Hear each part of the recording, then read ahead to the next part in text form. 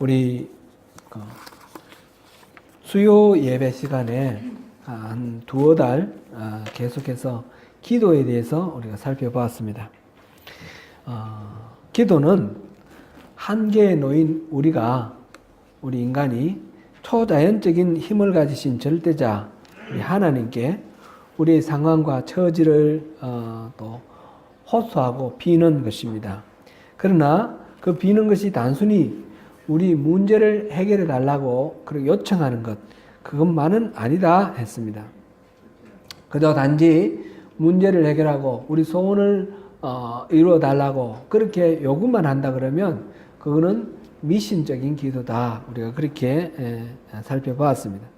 그것보다는 우리 기독교의 기도는 그런 모든 것들을 아뢰면서 하나님의 뜻을 묻고 하나님 뜻에 따라 우리 삶을 변화시키고 또 우리 생각을 변화시키는 하나님 뜻에 우리를 조율하는 그런 과정, 그것이 기도다 하는 것을 보았습니다. 기도의 과정 속에서 하나님께서는 또 초월적인 존재이시기 때문에 때로는 병을 낫게도 해주시고 기타 여러 가지 초자연적인 그런 현상을 통해서 우리가 구하고 비는 바 그 뜻을 이루어 주시기도 합니다. 그러나 그것이 기도의 전부가 아니고 그것이 온전히 기도의 목적이 되어서는 안 된다 하는 것을 여러 차례 살펴봤습니다. 기도는 기본적으로 하나님과의 대화입니다. 하나님과의 친밀한 사귐입니다.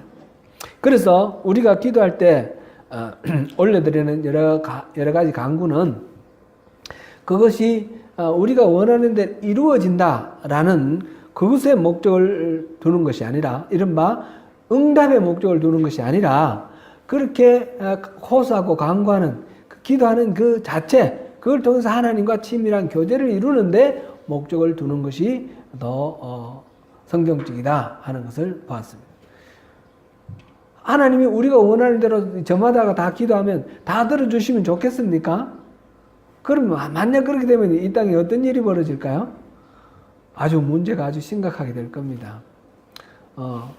우리 그런 얘기 있지 않습니까? 아들이 둘이 있는데 하나는 우산 팔러 나가고 하나는 또 남학심 팔러 간다 그랬나요?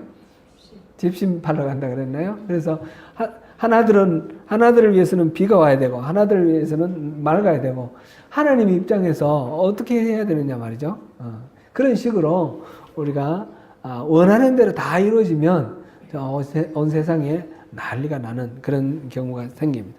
하나님께서 응답하실 때 가장 최선의 방법으로 응답해 주실 것이고 우리는 우리 나름대로 최선을 다해서 또 아뢰드리면서 그 사이에 하나님과의 친밀한 교제를 이루면서 하나님 뜻을 분별하고 하나님 뜻에 맞게 우리 삶을 조정하는 것, 그것이 성경적인 그런 기도다 하는 것을 우리가 보았습니다.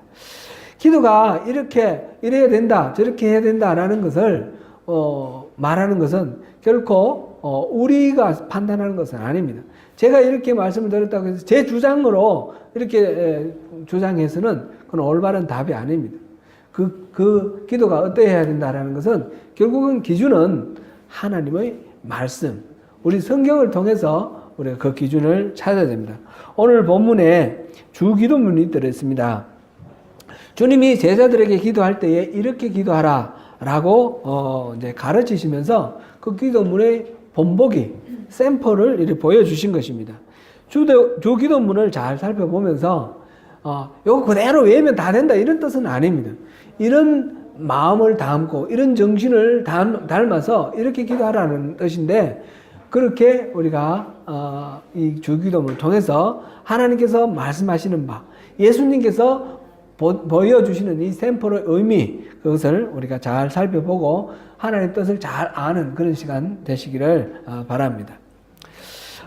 먼저 예수님이 이런 기도의 모델을 보여주신 이유, 본보기를 모델로 이렇게 제자들에게 가르쳐 주신 이유를 배경을 우리가 한번 살펴보겠습니다. 이 배경에는 두 가지가 있는데 하나는 기도의 자세, 또 하나는 기도의 내용입니다. 첫 번째는 기도의 자세, 기도의 태도에 관한 그런 가르침입니다. 산상수훈은 예수님이 오심으로부터 시작된 하나님 나라, 하나님 나라의 통치 원리다 하는 것을 우리가 지난 시간에도 우리가 살펴봤습니다. 하나님 나라 이 새로운 왕국은 어떻게 돌아가는 나라인지 그것을 하나님께서 보여주시는데 이 기도에 이 주기도문에 그 내용을 담고 있다라는 것이죠. 마태복음 5장에서는 팔복과 여러 가지 이제 율례들이 나왔는데 거기서 5장에서 강조하는 건 무엇이었는지 기억나십니까? 5장에서는 바로 마음을 하나님께 드리라. 마음을 그냥 우리 자신을 드린다는 건 우리 마음을 드리는 것이다 라는 것이었습니다. 이제 6장에서는 이제 그 같은 연장선상이죠. 우리가 하나님에 나아갈 때에 사람들께 보이려고 하지 말고 하나님께 보이는 것, 그것에 관심을 두라. 이게 이제 6장의 내용입니다. 이게 6장의 구제와 기도와 금식, 그다음에 재물에 대한 관념 이런 것들이 6장에 들어있습니다. 그다음에 7장에서는 그렇게 살아가기 위해서 우리가 경계해야 될 것, 자기 자신이 경계해야 될 것, 이웃과의 관계 속에서 경계해야 될 것 이런 것들이 7장에 나옵니다. 전체적으로 다 하나님 나라 백성, 천국 백성이라면 이렇게 살아간다라고 이렇게 보여주는 그런 그림입니다. 그 첫 번째가 구제였고 오늘 두 번째가 이제 기도입니다.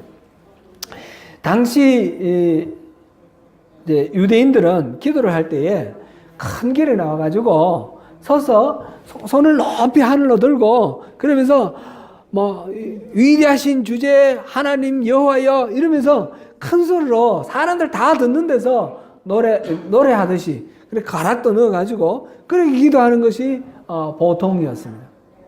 그래서 이 사람은 얼마나 기도하는지는 지나다니는 사람들이 다 보고 압니다. 그 시간이 또 기도하는 시간, 특별한 시간이 되면 모두들 일어나서 소리 들고 그렇게 기도를 합니다. 요즘 이슬람 사람들이 하루에 3번 기도하잖아요. 한창 일하다가도 그 기도하는 시간 되면 따로 자기들이 가서 기도하고 이렇게 하는데, 유대인들도 그렇게 시간을 정해놓고 하고, 또 그것이 또 사람들 보는 앞에서 이렇게 기도하는 것이 일반적이었습니다. 예수님께서는 이 바리새인과 서기관들로 대표되는 그 사람들, 열심히 율법을 지키려고 하면서 이제 기도하는 이 사람들을 외식하는 자들이라고 그렇게 표현을 하면서 너희들은 외식하는 자들과 같이 길거리에서 그래 나팔 불면서 그렇게 하지 마라. 구제할 때도 오른손이 하는 것을 왼손이 모르게 하라. 이렇게 말씀하셨어요. 사람들에게 초점 맞추지 말고 하나님께 초점을 맞추라. 그렇게 예수님은 말씀하십니다. 그래서 내 골방에 들어가 기도하고 문을 닫고 그렇게 기도하라 이런 말씀하셨습니다. 이제 골방 없는 사람들은 다 골방을 만들어야 되나요? 그런 의미가 아닙니다. 그죠? 그렇게 골방이라는 어떤 특정한 공간을 만드느냐 안 만드느냐 그게 중요한 것이 아니라 사람들의 시선을 의식하지 아니하고 또 엄밀하게 하나님께만 집중할 수 있는 그런 공간에서 문을 닫아라. 이 말은 일상의 삶에 여러 가지 우리 그런 뭐 청소라든지 전화 받는다든지 뭐 이런 것들 그것과 단절을 하고 하나님께만 집중하여서 그렇게 하나님과 단독자로 만나서 기도를 하라. 그런 말씀을 지금 하고 있습니다. 그것이 바른 기도의 태도다라는 것이죠. 예수님은 바르게 기도하는 태도로 또 이렇게 사람들께 보이는 거 하지 말고 또 한 가지 더 말씀하시는 게 있습니다. 그것은 이제 7절에 나오는 것처럼 이방인과 같이 중언부언하지 마라 그랬습니다. 이 중언부언이라는 말은 했던 말을 하고 또 하고 그런 거죠. 중언부언, 중자는 거듭 중자입니다. 중복한다 뭐 이렇게 할 때 중자, 중생했다 거듭났다 이 중자죠. 무거울 중자지만 무겁다는 뜻 말고 거듭 반복한다 그런 뜻으로 또 중자가 의미가 있습니다. 언자는 말한다는 뜻이죠. 그 다음에 부자도 다시라는 뜻입니다. 다시 부응한다, 부활한다 이렇게 할 때 그 부자 중언부언 거듭 말하고 다시 말하고 또 말하고 했던 말을 또 하고 또 한다 그런 의미입니다. 하나님께서 못 알아들을까봐 계속해서 말하고 또 주지시키고 잊어버릴까봐 하나님께 또 말하고 이렇게 해야 된다 이렇게 생각하는 것처럼 마치 그런 것처럼 기도를 할 때 똑같은 말을 계속해서 반복하는 것을 중언부언한다 이렇게 표현했습니다. 제가 자란 고향 마을에 제가 한 10년 전부터 10년 전쯤 이렇게 갔을 때 보니까 그 남묘호랑개교라는 그 아시죠? 그게 이렇게 막 동네에 와서 동네 그 여인들에게 이렇게 다 퍼졌어요. 제가 자랄 때만 해도 그런 게 없었거든요. 없었는데 그게 이제 무슨 계기로 들어왔는지 들어와가지고 집집마다 다 남묘호랑개교라는 거 그거를 믿어요.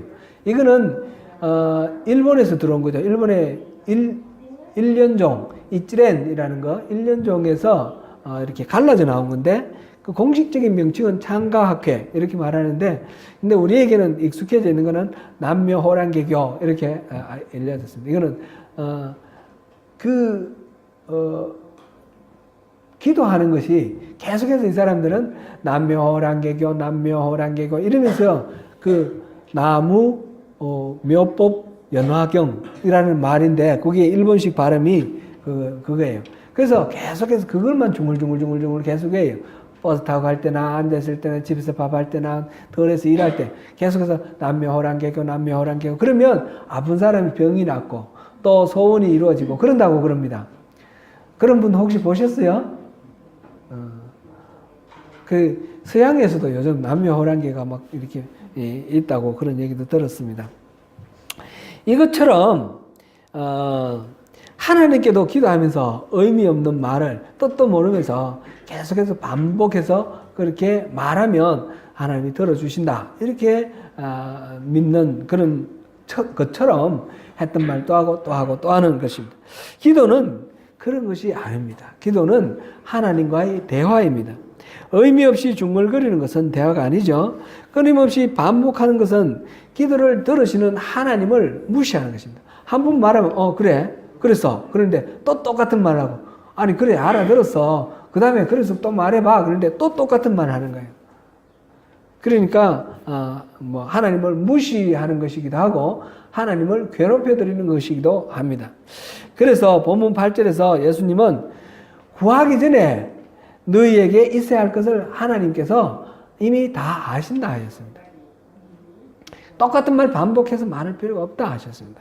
그 말씀은 그러면 하나님이 다 아신다면 우리는 다시 기도할 필요도 없고 처음부터 아예 기도할 필요도 없고 아랠 필요도 없다는 뜻인가요? 그런 것은 아닙니다. 우리 자녀들이 어떤 어려움이 있을 때에 그 어려움이 뭔지 부모가 알면서도 그걸 직접 말하기를 기뻐합니다. 직접 말해가지고 부모가 공식적으로 그게 도움이 되고 또는 이 말도 들어주고 그러기를 원합니다. 그런데 혼자만 계속 괴로워하고 이렇게 있다 그러면 부모가 다 알아도 그 마음이 아픈 일이죠.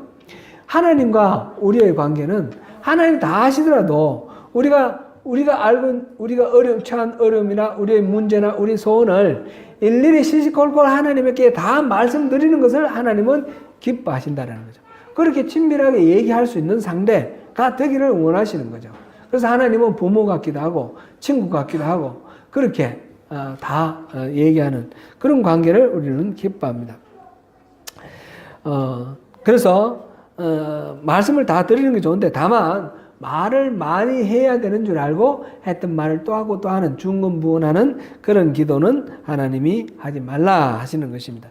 특히 우리나라는 전통적으로 미신이 많았고 민간에서 불교의 전통이 깊기 때문에 정성 들여서 기도도 정성 들여서 이렇게 하고 또 여러 가지 섬기는 것도 정성 들여서 하는 것 이것이 종교에 있어서는 이거 당연한 것으로 불문율처럼 그렇게 이렇게 인식되어 있습니다. 치성을 드린다 그러죠? 우리 종교는 그냥 치성을 드리는 거다. 정성을 다하는 거다. 이렇게 생각을 하는 그런 경향이 있습니다. 그렇게 지극한 정성으로 빌면 신이 감동한다는 그런 생각이죠. 그런데 기독교는 우리의 정성과 노력으로 우리가 어떤 의를 이루는 것이 아니라 하였습니다. 정성을 다하여 주문을 외우는 것이 아니라 인격이신 하나님 앞에 우리가 담백히 진솔하게 우리 사정을 말씀드리면서 그 말씀드리는 건 하나의 통로고 그걸 통해서 대화 나누며 친밀해지는 것, 그것이 바로 기독교의 기도입니다. 하나님이 모르셔서 내 사정을 아뢰는 것이 아니라 내 자신을 진솔하게 하나님께 내어드리며 친밀한 사랑의 교제를 하는 과정으로 말씀을 드리는 거죠. 우리 이제 연애하는 과정을 여러 번 예로 들었습니다. 연애할 때 특별한 어떤 의미가 없더라도 오늘 뭐 했는지 또는 뭘 먹었는지 그런 얘기하면서 서로 같이 얘기하는 것 자체에 의미를 갖지 않습니까? 이렇게 하나님께 기도할 때에 외식하는 자들이나 이방인들과 구별되게 하는 그런 것이 바로 주기도문이다라는 거예요. 그래서 예수님께서 모델로 주셨습니다. 주기도문은 간결하면서도 이것으로 충분한 그런 기도문입니다. 이 주기도문을 잘못 오용하는 경우도 많습니다. 우리가 주기도문도 또 주문처럼 아무 생각 없이 그냥 하늘에 계신 우리 아버지 뭐 이렇게 중얼중얼 외워버린다 그러면 이거는 엄마니 밤매움 하는 거나 또는 남묘호랑개교 하는 거나 수리수리 마수리 하는 거나 마찬가지로 주문이 되고 맙니다. 예배 외에 어떤 모임, 소그룹 예배에서도 그렇고 어떤 우리 교회 모임을 할 때에 이제 헤어질 때에 또 누가 기도해 주시면 기도하고 헤어지기도 하는데 특별히 기도할 사람이 마땅치 않으면 우리 주기도문으로 기도하고 마칩시다. 우리 회의할 때 그렇게 말합니다. 그래서 주기도문이 그냥 무슨 모임 마치는 그런 주문처럼 그렇게 쓰이는 건 이건 잘못된 사용이죠. 그렇게 할 때도 우리가 기도할 그 모든 내용에 대해서 한 구절 한 구절 의미를 깊이 새기면서 그렇게 기도한다 그러면 그 주기도문이 정말 하나님이 기뻐하시는 기도가 되겠죠. 그래서 기도를 할 때 사람들 듣도록 하는 그런 기도하지 말라. 중언부언하는 그런 기도하지 말라. 그래서 그렇지 않으려면 어떻게 하느냐? 바로 이 기도, 주기도문처럼 이렇게 하면 된다. 간결 명료하면서 하나님의 뜻을 묻는 그런 기도를 하면 된다 하는 것이 이제 기도의 태도와 관련된 이 주기도문의 배경입니다. 두 번째로는 기도의 내용과 관련된 이 배경을 우리가 한번 살펴보겠습니다. 이거는 누가복음 11장 1절에서 4절까지를 우리 같이 읽어보시면 좋겠습니다. 같이 한번 읽어보겠습니다. 같이 읽습니다. 시작. 예수께서 한 곳에서 기도하시고 마치심에 제자 중 하나가 여짜오되 주여 요한이 자기 제자들에게 기도를 가르친 것과 같이 우리에게도 가르쳐 주옵소서. 예수께서 이르시되 너희는 기도할 때에 이렇게 하라. 아버지여 이름이 거룩히 여김을 받으시오며 나라가 임하시오며 우리에게 날마다 일용할 양식을 주시옵고 우리가 우리에게 죄지은 모든 사람을 용서하오니 우리 죄도 사하여 주시옵고 우리를 시험에 들게 하지 마시옵소서 하라. 아멘. 누가복음의 이 기도문도 마태복음 산상수훈에 나오는 이 주기도문하고 굉장히 비슷하죠. 똑같지는 않습니다. 그죠? 구절에 약간씩 차이가 있는 것 같은데 그래도 굉장히 비슷합니다. 아마 실제로는 같은 기도문일 것입니다. 근데 누가가 기억하는 바하고 마태가 기억하는 바에 서로 차이가 좀 날 수가 있으니까 그렇게 다르게 표현되어 있지만 내용은 같은 내용이다 하는 것은 우리가 읽어보면서 알게 됩니다. 그런데 예수님께서 이 기도문을 가르쳐 주신 배경은 좀 다르게 설명하고 있습니다.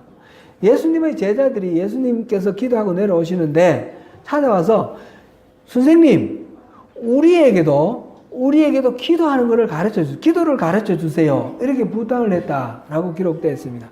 예수님의 제자들은 누구입니까? 이들은 유대인들입니다.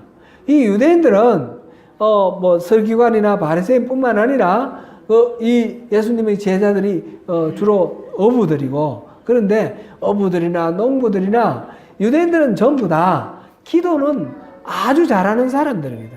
그렇죠? 언제나 기도하고 그래서 그들은 전통적으로 하는 기도가 따로 있었어요. 기도문이 따로 있었습니다. 18문 기도 이런 것도 있고요. 이런 것들이 계속해서 그들의 삶 속에서 이루어졌습니다. 그런데 예수님께 기도를 물었습니다. 어떻게 기도할까요? 그거는 단순히 기도를 할 줄 몰라서 기도하는 걸 가르쳐 달라 이런 뜻이 아니라는 것을 우리가 충분히 알 수가 있습니다. 예수님 당시에는 이 유대교에도 여러 교파들이 있었습니다. 우리 바리새파 우리 잘 알고 있고요. 그 다음에 사두개파도 있고요. 그 다음에 에세네파 있죠. 이렇게 각 교파별로 자기들의 기도가 따로 있었어요. 우리 교파에서는 이렇게 기도한다. 그런 기도하는 게 따로 있어요. 뿐만 아니라 그 중에 또 유명한 선생님들은 자기 제자들에게 또 기도를 따로 이렇게 해서 가르쳤습니다. 세례 요한도 그 중에 한 사람입니다. 이 기도를 이렇게 가르치는 것은 무슨 의미일까요? 우리가 이렇게 기도한다라는 말은 우리의 신앙의 비전, 우리의 신앙의 어떤 정체성, 그것은 어떻다라는 것을 알려주는 것입니다. 우리는 이걸 위해서 기도하면서 이걸 위해서 살아간다라는 것이죠. 그래서 어떤 그룹이 어떤 기도를 하느냐라는 것은 그 기도 내용은 그 그룹이 지향하는 어떤 목표, 꿈, 비전, 그것을 담고 있습니다. 요즘식으로 표현하면 비전 선언문입니다. 그래서 예수님의 제자 중에는 요한의 제자로 있다가 예수님의 제자 된 사람이 많은데 세례 요한에게는 그런 특별한 기도가 있었는데 예수님은 그걸 아예 안 가르쳐 주신 거예요. 그래서 우리에게 기도를 가르쳐 주십시오. 그렇게 부탁을 했습니다. 그래서 예수님께서 그러면 이렇게 기도하라. 이렇게 말씀을 하셨으니까 이 기도, 예수님이 가르쳐 주신 이 기도는 단순히 기도의 기법을 가르쳐 주는 것이 아니라는 것을 우리가 충분히 짐작할 수 있습니다. 이 속에 뭐가 들어있습니까? 예수님이 지향하시는 그 하나님 나라의 원리, 하나님 나라의 가치, 예수님이 그리는 비전, 꿈, 이것이 들어있다는 것입니다. 그래서 주기도문은 우리가 잘 배워야 되고 이 주기도문의 의미는 깊이 이해를 해야 되는 것입니다. 그 내용이 어떻게 해야 되느냐, 그것을 가르쳐 주기 위해서, 이제 예수님께서 가르쳐 주신 것이 바로 이 주기도문이라, 이걸 생각하면서, 우리 예수님의 기도, 이 주기도문을 우리가 살펴보겠습니다. 오늘은, 앞에, 맨 첫 번째 한 절만 보고요. 그 다음에 앞으로 한 2시간 더, 그 내용을 볼 것입니다. 주기도문은 크리스찬이라면 이렇게 살아야 된다. 그런 말과 마찬가지입니다. 그 기도 우리가 지향하는 바이기 때문에 깊이 있게 또 생각을 해보면 좋겠습니다. 먼저 우리가 이제 오늘 볼 거는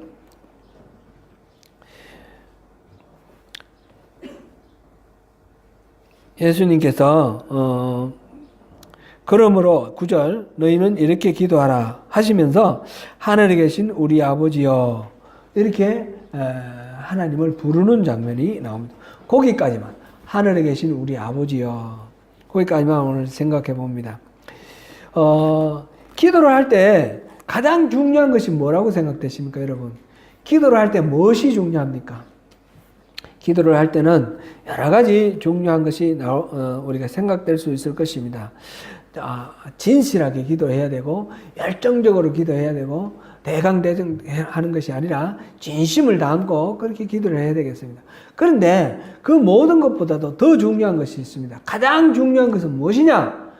기도를 하는 대상이 누구냐 하는 것입니다. 우리의 기도를 들으시는 분이 누구냐? 상대가 누구냐라는 것입니다. 누구에게 기도하느냐? 우리가 누구에게 기도합니까? 하나님께 기도하죠. 근데 그 하나님을 어떻게 인식하고 우리가 기도하느냐라는 거죠. 하늘에 계신 우리 아버지여, 이렇게 하나님을 부르고 있습니다. 여기에는 세 가지 요소가 들어있습니다. 하늘에 계신, 그리고 우리, 그리고 아버지. 이렇게 세 가지가 있습니다. 먼저 하늘에 계신이라는 말의 의미를 한번 살펴봅니다. 하늘에 계시다는 것은 무엇을 말합니까? 저 높은 스카이, 하늘 위로 올라가면 하나님 앉아 계신다는 그런 뜻인가요? 하늘 보좌 위에 앉아 계신다 그러는데 하늘 높이 올라가면 하나님 계시나요? 그렇습니까? 아니죠? 예. 1961년에 이 인류의 역사상 최초로 사람이 탄 인공위성이 이 지구의 그 대기권을 벗어나서 우주로 나갔습니다. 러시아에 우주선이 올라갔는데 거기에 유리 가가린이라는 사람이 그 우주인이 타고 올라갔죠. 그 사람이 갔다가 온 후에 한 말 중에 이게 실제로 그 말을 했는지 안 했는지 모르겠지만 전설처럼 들려오는 이야기가 내가 우주에 나가 보니까 거기 하나님 안 계시더라. 그런 이야기를 했다고 합니다. 그 하늘에 올라가면 하나님 계실까요? 거기 하나님 계시는 분은 아니죠. 하나님은 우주 어떤 한 지점에 이렇게 갇혀 계시는 분이 아니에요. 창세기 1장 1절에 보니까 하나님이 천지를 창조하시니라. 그렇게 기록되어 있습니다. 이 천지가 뭡니까? 천이 하늘이고 지가 땅입니다. 그죠? 이 우주를 하나님이 만드셨어요. 하나님은 우주 안에 어느 곳에 계시는 분이 아니라 우주를 만드신 분이에요. 그러니까 하나님은 어디 계셔요? 우주 바깥에 계시나요? 그래서 하나님이 어디 계시냐 이렇게 말할 때는 하나님은 안 계시는 곳이 없다 이렇게 말하죠. 편재하신다. omnipresent. 그래 하나님 말할 때는 우주 어느 곳에나 하나님의 그 손 닿지 않는 곳이 없고 어느 곳에서나 하나님 호흡이 미치지 않는 곳이 없어서 어느 곳에나 모든 곳에 하나님 다 계신다. 하나님 편재하신다. 이렇게 말합니다. 그렇죠? 그 다음에 그런데 우리가 예배할 때 우리가 하나님 임하여 주십시오. 이 자리에 임하여 주십시오. 우리 예배를 받아 주십시오. 이렇게 말하잖아요. 우리가 예수를 믿으면 우리 하나님이 오신다 하잖아요. 그렇죠? 하나님 우리 안에 오시는데 특별히 예배할 때 기도할 때 우리 기도를 들으시고 우리 예배를 받으시기 위해서 오십니다. 그럴 때 하나님은 임재하시는 하나님. 이런 그냥 omnipresent 아니 presence 그렇게 말합니다. 하나님은 이렇게 어디에나 계시며 안 계시는 데가 없으면서 특별히 하나님께서 또 기뻐하시는 그 자리에 하나님이 예배하는 백성들 사이에 하나님은 계십니다. 그런 하나님을 왜 하늘에 계신 하나님이다 이렇게 말을 했습니까? 이 하늘에 계신이라는 말의 의미는 초월적인 존재다라는 뜻입니다. 하나님은 창조주시고 우리는 피조물입니다. 그러므로 하나님은 어떤 이 피조 세계에 갇혀있는 존재가 아니라 초월하는 존재입니다. 우리가 하나님을 부를 때에 하늘에 계신 우리 아버지여 이렇게 부르는 이유, 이거는 하나님은 초월적인 존재라는 거죠. 그래서 우리가 기도를 할 때에 하나님이 이렇게 한정되어 있고 갇혀있는 그런 분이 아닙니다. 어떤 기도는 들어주시고 어떤 기도는 못 들어주시고 능력이 되기도 하고 안 되기도 하고 이런 분이 아니라 그 모든 것들을 초월하시는 분. 그래서 모든 것들에 대해서 다 호소할 만하고 의지할 만한 절대적인 분. 그런 분이 바로 우리 하나님. 그래서 하나님 앞에는 우리가 함부로 대할 수도 없고 늘 경외함으로 그렇게 나아가야 하는 그런 분이 바로 우리 하나님이시다라는 의미입니다. 그래서 우리는 기도할 때 하나님께 기도할 때는 내가 이런 기도까지 다 해도 되나? 하나님 이런 것까지 하실 수 있을까? 이런 생각할 필요가 없다는 거죠. 하나님은 너무 커서 하나님이 들어주시지 못하는 그런 기도도 없고 너무 사소해서 하나님이 안 들어주시는 그런 기도도 없습니다. 크거나 작거나 중요하거나 중요해 보이지 않거나 하나님께 무엇이든지 다 아뢰는 것이 하나님이 기뻐하시는 그런 기도가 될 것입니다.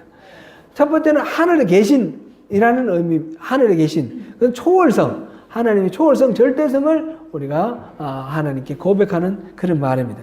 두 번째로 우리가 볼 거는 하나님은 아버지라는 것입니다. 아버지.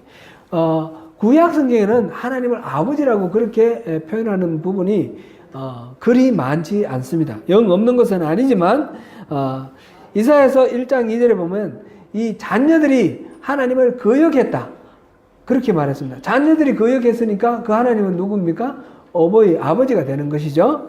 그렇게 되어 있고 또 63장 16절에 보니까 하나님을 모든 고아 같은 피조물들을 궁극적으로 이렇게 보호해 주시고 지켜주시는 분으로 주는 나의 아버지시니이다. 이렇게 표현을 했어요. 그러니까 하나님을 아버지로 직접적으로 아버지로 표현한 그런 내용도 없지 않아 있습니다.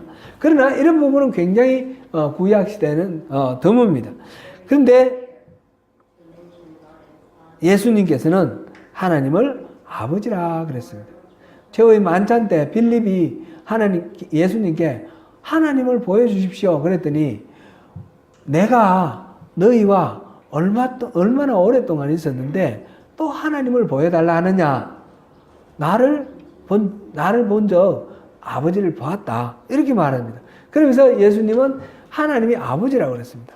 예수님이 십자가를 지시게 되는 그 과정 속에서 여러 군데에서 하나님을 아버지라고 부르기 때문에 신성모독죄로 걸려가는 그런 과정들이 이렇게 보입니다. 예수님은 하나님을 아버지라고 그랬고 그 예수님이 하나님의 맏아들이라고 바울 사도는 그렇게 표현을 했습니다. 그래서 우리 또한 하나님의 아들입니다. 그래서 하나님을 아버지라 부릅니다. 우리는 종의 영을 받은 것이 아니라 아들의 영을 받았다. 그렇습니다. 그래서 기독교에서는 하나님을 아버지라 부릅니다. 우리가 예배할 때는 유대인들은 그렇게 기도 안 하는데 우리가 기도할 때는 하나님을 아버지라 부릅니다. 여러분들에게는 어떻습니까? 하나님은 아버지십니까? 이웃집 아저씨입니까? 하나님의 존재를 알면서도 인정하면서도 하나님을 아버지로 생각 안 하면 사실상 의미는 없습니다. 하나님을 아버지라 부른다는 것은 그만큼 우리가 육신의 아버지를 비유해서 말하는 것처럼 우리의 생명을 지켜주시고 보호해주시고 또 필요를 공급해주시고 모든 어떤 삶을 이렇게 이끌어 가시고 양육하고 보육하고 그런 모든 과정을 다 책임져 주시는 분이다라는 그런 고백입니다. 아버지도 우리 인간의 아버지들은 또 한계가 있고 약점이 있어서 하나님이 아버지라는 말 때문에 하나님을 믿는 게 어려운 사람들도 있어요. 아버지에 대한 기억이 안 좋은 사람들, 아버지의 관계가 아주 어려웠던 그런 사람들은 하나님이 아버지라고 그러니까 멀어지는데 그건 인간의 한계를 뛰어넘어서 우리가 생각해야 됩니다. 제가 결혼을 했더니 제 아내가 우리 장인어른한테 계속 아빠 하는 거예요. 여러분들은 어떠세요? 저는 굉장히 부자연스럽게 들렸어요. 어른이 아빠라고. 아빠는 말은 어린애들이 하는 말인데 결혼을 해가지고 이제 어른이 되었는데 아빠 하는 거예요. 그래서 제가 얘기를 했어요. 이제 우리 결혼하고 우리 어른이 됐으니까 아버님께 좀 이렇게 좀 더 높여서 아버님 이렇게 말하든지 아버지라고 하든지 그렇게 좀 불러드리라. 그렇게 얘기했더니 이제 제 아내가 이제 친정 가서 아버지 이렇게 부른 거예요. 그러니까 우리 장인어른이 너무 부자연스럽다고 징그럽다고 그러고 다시는 아버지라 부르지 말고 아빠라 불러라. 그래서 다시 돌아갔어요. 지금도 아빠라 불러요. 저는 우리 아버님께 한 번도 아빠라고 불러본 적이 없거든요. 그래 아버님 이렇게 불러야지 자연스러워요. 그래서 제 딸이 뭐 서울에서 자랐고 서울에서 낳고 서울에서 자랐는데 자기 아버지가 이제 사투리를 쓰니까 사투리를 좀 배워가지고 간혹 가다가 사투리를 쓰기를 좋아합니다. 그러면서 이제 아버지 이렇게 부르는 거예요. 너 왜 아버지라고 부르냐 그러니까 아빠는 아빠의 아버지한테 한 번도 아빠라고 안 했을 테고 가장 친근하게 들리는 소리가 아마 아버지 아니겠냐. 그래서 아버지 가장 친근하게 부르는 소리로 그렇게 한다 그래요. 여러분들 한번 생각해 보세요. 아빠가 우리에게 우리 아빠라는 말이 친근하게 들리면 아빠가 좋고요. 아버지라는 말이 친근하게 들리면 아버지가 좋습니다. 예수님은 하나님 아버지를 아버지 우리말로 아빠라고 그래 불렀어요. 아빠라고 그것은 격이 없는 그런 관계로 아버지를 부르는 말이죠. 그거를 저처럼 아빠라고 한 번도 안 불러본 사람은 아빠라고 부르는 것이 너무 이제 얼굴이 뜨겁고 어렵죠. 문제는 이 거리감이죠. 거리감. 어떻게 부르든지 그 거리감을 어떻게 느끼느냐. 하나님 아버지가 여러분들에게는 어떻게 느껴지나요? 하나님은 때로는 아버지, 때로는 친구라고 말씀하셨는데 친구처럼 아빠처럼 이렇게 가까운 우리가 무슨 말을 해도 너 왜 그딴 소리 하냐 책망하지 아니하시고 다 들어주시는 분이라는 거죠. 그런 분이 하나님이니까 여러분 기도할 때에 그렇게 하나님을 믿고 마음 편안하게 하나님께 간구를 하라. 그렇게 하나님께 아뢰라. 문제도 아뢰고 소원도 아뢰고 그 하나님이 내가 원하는 것을 들어주시느냐 안 들어주시느냐 그게 중요한 것이 아니라 하나님은 아버지다. 하나님은 아빠다. 그게 중요하다는 거예요. 그렇게 기도하라. 이것이 하나님은 아버지시라는 그런 말씀의 이 호칭의 의미입니다. 그렇게 우리가 기도하시기를 바랍니다. 세 번째로 볼 것은 우리라는 말입니다.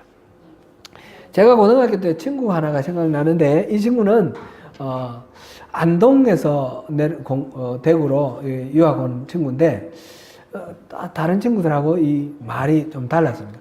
안동 말이 원래 그런지 그는 확인을 못했습니다. 근데 이 친구는 하는 말이 내 집, 내 형 그렇게 말하는 거예요. 전부 내 학교 그렇게 말하고 우리는 보통 그랬거든요. 우리 집, 우리 형, 우리 학교 이렇게 말하는데 한국 사람들은 우리라는 말을 많이 쓰지 않습니까? 그렇게 내라는 말을 써야 할 때도 내라고 쓰지 않고 우리라고 씁니다. 심지어는 우리는 이 복수고 우리 같이 쓰는 말인데 나만 써야 될 말에도 우리라는 말을 써요. 형제가 없는 집에 형하고 동생밖에 없는데 이 동생이 자기 형을 말할 때 내 형이라고 말해야 되잖아요. 근데 우리 형이라고 말하죠.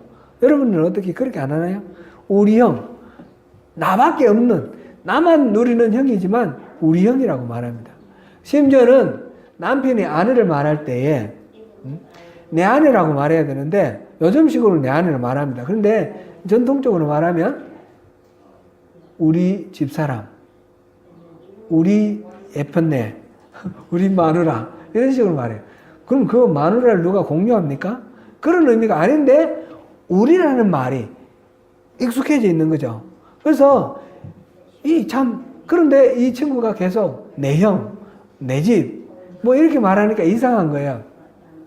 근데 영어책에 보니까 전부 my brother, my home 이렇게 돼 있어요. my family 그렇게 돼 있고. 근데 영어가 참 더 정확하다. 그때는 참 정확하다. 이런 생각을 했는데 가만히 생각해보니 영어도 좀 지나치게 이 our 쓰면 좋겠는데 my로 쓰는 데가 그런 데가 굉장히 많은 거예요. 예를 들면 my family. family는 같이 공유하고 있지 않습니까? 그러니까 my family가 아니라 our family를 해야 되는 거 아닙니까? my school. 또 school도 같이 써야 되잖아요.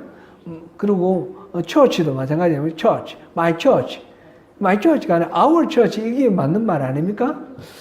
그런데 여기 본문에 보니까 하나님을 부를 때 우리 아버지라고 그렇게 불렀어요.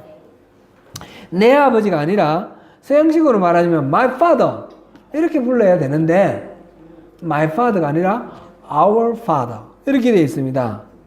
왜 아버지라고 이렇게 불렀을까요? 이 주기도문에는 이 부분뿐만 아니라 이 밑에 가서도 오늘 우리에게 일용할 양식을 주시옵고 우리가 우리에게 죄 전자를 사하여 준 것 같이 우리 죄를 사하여 주시옵고 우리를 시험에 들게 하지 마시옵고 우리라는 말이 계속해서 반복해 나오고 있습니다. 우리라는 것은 그러니까 개인을 말하는 것이 아니라 공동체를 말하는 것이죠. 주기도문은 개인의 기도가 아니라 공동체의 기도라는 것을 알 수 있습니다. 주기도문을 우리가 배워서 기도할 때, 우리가 기도할 때 우리는 우리라는 의미를, 이 개념을 늘 마음에 품고 기도해야 한다라는 그런 의미가 되는 것입니다. 우리가 구원받아서 하나님 자녀가 되면 교회의 일원이 됩니다. 교회가 뭡니까? 에클레시아. 교회가 뭐라고 그랬습니까? 구원받은 하나님의 백성들, 예수를 주라 부르는 사람들의 모임. 교회는 우리 사람들의 몸 공동체가 바로 교회입니다. 교회는 개인이 교회가 될 수가 없습니다. 교회는 눈으로 보이는 이런 우리 로컬 처치도 있고 눈으로 보이지 않는 추상적인 모든 믿는 사람들을 말하는 유니버설 처치 그런 이게 우주적 교회도 있을 수가 있습니다. 그러나 어쨌든 간에 교회는 복수를 말합니다. 복수. 우리 믿는 사람들의 모임입니다.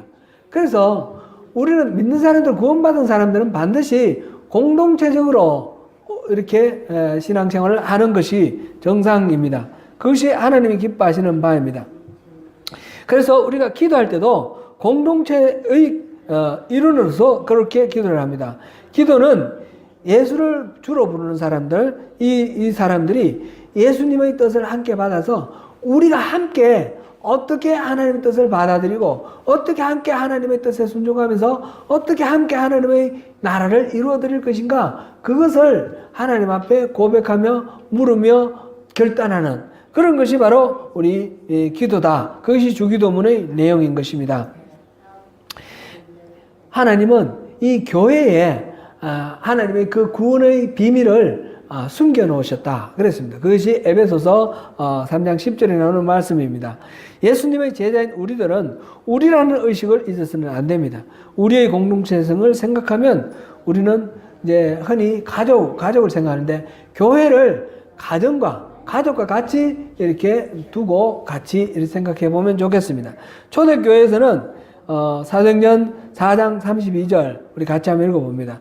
모든 물건을 서로 통용하고 자기 재물을 조금이라도 자기 것이라 하는 이 없이 함께 살았습니다. 이 초대교회에서는 네 것 내 것 없이 있는 사람들이 집도 팔고 토지도 팔고 해서 그 자금으로 같이 살았습니다. 교회가 같이 살았습니다. 지금 우리가 뭐 전부 다 집 팔고 뭐 다 교회 갖고 오라. 그래서 교회에서 같이 살자. 이런 얘기는 아닙니다.